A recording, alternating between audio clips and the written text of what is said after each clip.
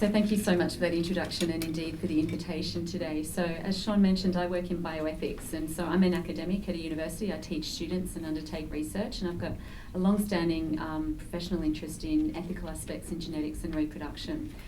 And so what I normally do in my field, my method is theoretical. So I try to make what we call claims or arguments. We try and take and defend a position and sort of argue why we're right and other people are wrong. But rather than doing that particular approach this afternoon, I'm going to instead take a more neutral approach and set out what I see as some of the key ethical issues arising in mitochondrial donation, and also attempt, hopefully somewhat accurately, to reflect the current Australian legal framework in this area.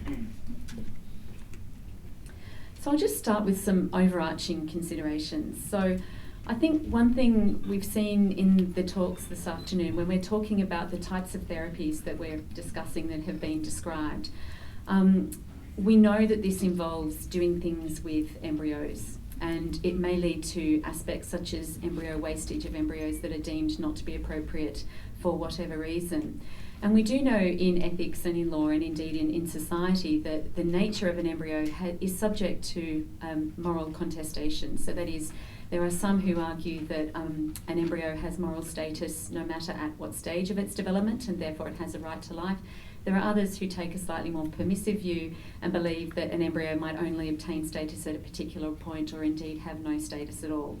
But I think what we all agree on is that a human embryo is something that is morally significant, and in that sense that according it respect and thinking very carefully about how we use them is appropriate. So for that reason we have a set of ethical guidelines in Australia that look at embryo research. We also have a very strong legal regime that looks at that too.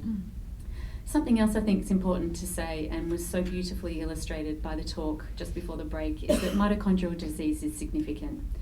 It carries significant morbidity and suffering for those who experience it and can lead to mortality, as we saw. And so I think it's not too controversial to say that it's appropriate to try and help people who have mitochondrial disease. And what we've also seen, illustrated nicely by Mary's talk, is that some of the existing things that we have as ways for assisting families to try to have children free of mitochondrial disease, such as pre-implantation genetic diagnosis or prenatal diagnosis, aren't suitable in every circumstance. So that's why we're talking about some of these new methods. So the first issue that comes up in the debate around mitochondrial donation or mitochondrial transfer is safety. And this has been a key part of the debates on this technology around the world. And so what we don't yet know categorically is that it has been proven to be safe, although all initial evidence is heading in the right direction. And so thinking with my hat on as an ethicist, the question we ask is, well, how should we think about safety from an ethical perspective? How should safety come into debates when we're thinking about mitochondrial donation? So one way that regulators and governments and ethicists talk about it is this thing called the precautionary principle. Has anyone here ever heard of that? Everyone's just, yep, we've got one kind of tentative hand up the back. I'm not going to make you define it, don't worry. But basically, the precautionary principle is an approach. It's used a lot in environmental legislation. And it's an approach that says if there is a risk of a technology, a risk arising as a result of a technology, and if that risk suggests that there might be a harm as a result, then we should act in advance to prevent that risk from occurring. However, there's different ways that you can think about the precautionary principle. There's stronger formulations and weaker formulations of the precautionary principle, but ultimately it is something that is contested and controversial, and it's not very popular amongst bioethicists. And the reasons why it's not very popular are things like it hampers innovation, because if you prevent something before you start it, then how are you ever going to do it? Or you might actually cause harm by forcing people to wait while you demonstrate that something is safe. And so I think that balancing of those things like risk, harm, benefit, urgency are relevant considerations in this ethical debate over mitochondrial donation. And some of the things that we might want to think about are, and obviously these are things that have been thought about in other contexts such as the United Kingdom, are very rigorous follow-up and undertaking this treatment as the context of a research project, and having potential for follow-up as years go by. And also some of the ethical arguments that are appearing in the literature are talking about things like compulsory disclosure to people born as a result of this technology, as and when it reaches clinical application. Another issue that is quite prevalent in debates around mitochondrial donation is a concept that we in bioethics call genetic kinship. And this is the idea that our genetic ties are important to us. We all feel that innately, emotionally. I didn't really buy into it until I had my own children, and then now I wholeheartedly endorse it, however unscientific that may be of me. We know for families facing having children with mitochondrial disease that one option can be something like using donor eggs, for example. They could use a donor embryo or they could adopt, but none of those choices are straightforward, and particularly depending on your legislative regime, may not even be available to you. So we have a strong desire to have children that are biologically related to us, and I don't think that would be any different for families experiencing mitochondrial disease than it would be for anyone else. But the interesting ethical question is, well, do these genetic ties matter? And why might those ties matter, or why might not they matter? And some who have written in a slightly more critical voice about these technologies have made a claim along the lines of wanting to have children genetically related to you is a wish. And so it's not necessarily a need, and fulfilling that wish has to be married up against the potential risks that might come as a result of using this technology. And that's not to say that I endorse that argument, I'm just summarising it to present for you to think about. So the question is having a genetic link between both parents and the child so important that it can justify this type of procedure? And I'll come back to that a little bit when I talk about germline modification. Also in bioethics, we've had a long-standing debate around the status of disability, particularly around genetic selection and genetic choice. And the way that the argument tends to run is that selecting against people with a particular condition expresses some form of, not discrimination, but it expresses an intention towards people currently living with a condition that is devaluing of those individuals. And so what they're concerned about is, what are the choices to have children free of mitochondrial disease going to mean for people currently living with the condition? Now, we've heard from Rhonda prior to the break that that argument doesn't really seem to run in her family. And also it seems very clear that mitochondrial conditions are not something that we would wish anybody to have. And so what is important here is to look to the experiences and attitudes of families who are currently living with the conditions that we're talking about, and to look at the impact of those. And in bioethics also, we tend to argue around separating out the provision of support and providing support to people currently living with these conditions, with the separate issue of the choice whether to have a child with or without this condition, if possible. The other way that the argument around disability tends to argue is, well, is this the start of the thin end of the wedge? I'm sure you've heard that kind of term before. Is this a slippery slope to other kinds of genetic augmentation? And biologically, we have a fairly clear distinction. Here we're talking about mitochondria. It's able to be separated. They're easy to identify and define. So it's, at least we can draw a line to say, look, we're talking about mitochondria. It doesn't necessarily imply that we're talking about anything else. And so from a regulatory perspective, you could perhaps regulate mitochondria as opposed to trying to regulate a modification in some way. I mentioned before this concept of germline modification. So generally in bioethics and in law, we have tended to restrict interventions that can impact future generations. And the reason that has happened is largely because of risk. We have unknown risks for how the use of these technologies might manifest in generations to come. So also the people who are born as a result of these technologies can't really consent to them. They can't really say that they agree with the treatment. We don't know if it's in their best interests. So generally, germline therapies are not usually condoned. So as you can imagine, in the mitochondrial sphere, there's been quite a lot of debate around so-called germline modification, what it is, whether mitochondrial donation is a form of it, whether germline modification is different from gene therapy, or and how those terms all play out. And it's something that I have a professional interest in, currently writing a paper with a colleague in the UK about these concepts. But there is a relative consensus coming through in the literature now that mitochondrial donation is a kind of germline gene therapy. That is, it is an alteration to the genome that impacts future generations. And we've heard in the science presentations that there are some reasons why this might not be the same as the traditional way that we might think about these types of interventions, because we're talking about mitochondrial DNA and all its quirks of inheritance as opposed to nuclear DNA. But what we also know is that there is a conflicting argument about the status of this DNA. And so some are arguing very strongly that it makes very little contribution to personal identity, that actually it's just an energy powerhouse in the cell. It has very little impact other than that. It doesn't really affect our physical characteristics or our attributes in terms of personality or so on. But then if you observe anybody affected by mitochondrial disease, the argument that mitochondria doesn't change who we are seems to fall down a little bit. And so critics of the people who use this type of reasoning say, actually, it's very constitutive of identity and it's very important. So we need to tread very carefully when we're talking about germline modification. So I think the question around this is, well, firstly, how should we define these technologies? Where do they sit in the spectrum of things that can impact future generations? And then also, what ethical difference should this make, if any?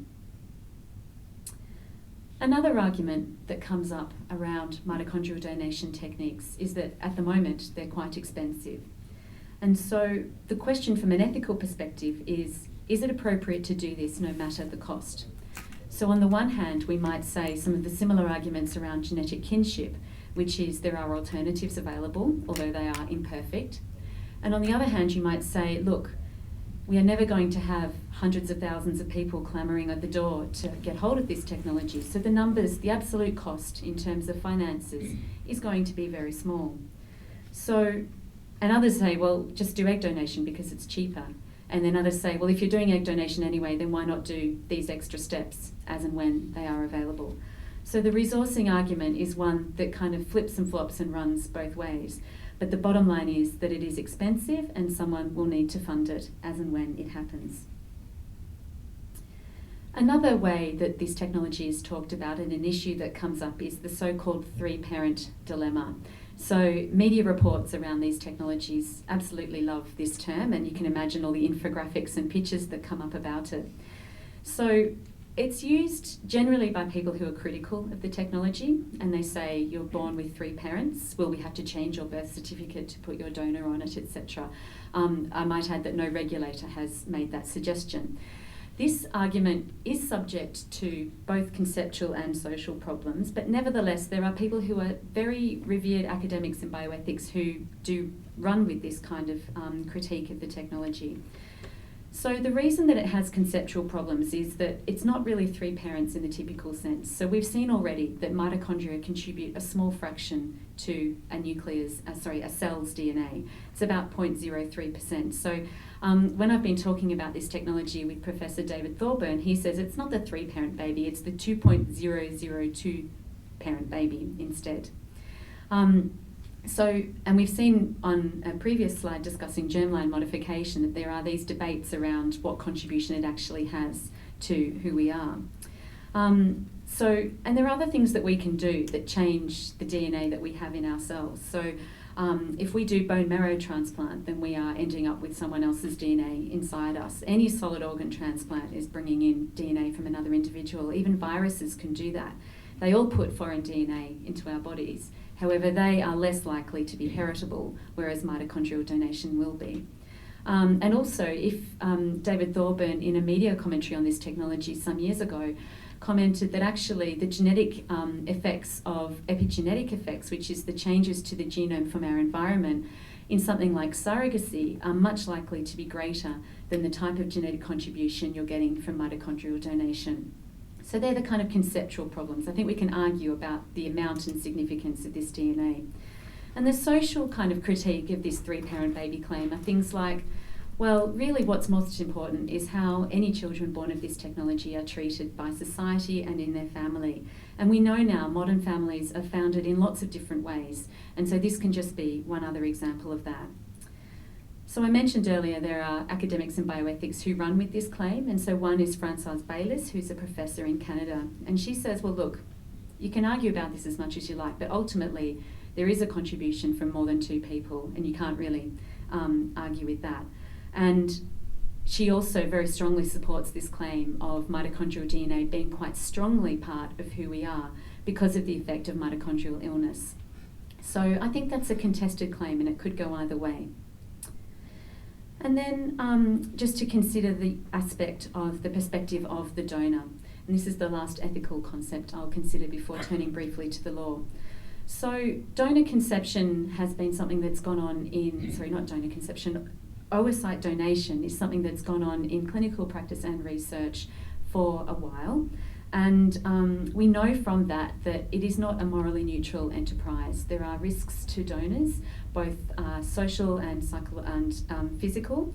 And the question arises in mitochondrial donation as to how we should conceive of people who might provide oocytes for this process, assuming that it is possible to do so from a legal perspective. So in the United Kingdom, a decision has been made to align this type of donation more along something like organ donation. So it's being treated completely anonymously.